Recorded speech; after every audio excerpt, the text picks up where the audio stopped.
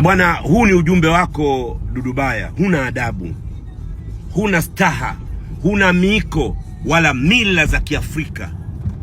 Sisi wa Tanzania, sisi wa Afrika, sisi binadamu wenye hofu ya Mungu tuna kitu kinaitwa mswamaha na kutakiana kheri. Hupaswi kumzungumzia vibaya Mkubwa Fella, hupaswi kumtakia mabaya Mkubwa Fella. Yapo mazuri ameyafanya, hakuna binadamu ambaye mkamilifu chini ya jua hili. Wapo wengine wamekosea na wapo wengine wamefanya vizuri, lakini usimhukumu mtu kwa kile alichokifanya. Wewe sio Mungu.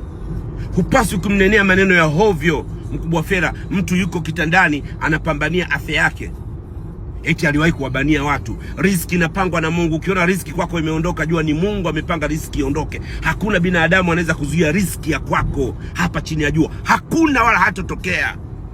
Acha kuongea maneno ya kifedhuri. Wewe hujakosea. Mambo mangapi umefanya mabaya? Umetuharibia watoto wetu. Uliharibu maisha yako kwa kuingiza kwenye vilevi, kula madawa ya kulevya, kuvuta mabange. Uliingia huko na uliharibu maisha yako wewe huko. Sasa hivi kila mtu unamuona mbaya kwenye maisha yako. Kila mtu unamuona wewe kwako hafai. My brother, put some respect. Put some respect. Maisha yapo hivyo, utashindwa kuzikwa, utashindwa kusaidika, utashindwa hata kupata mtu kuja kujulia hali. Put some respect. Narudia tena. Put some respect.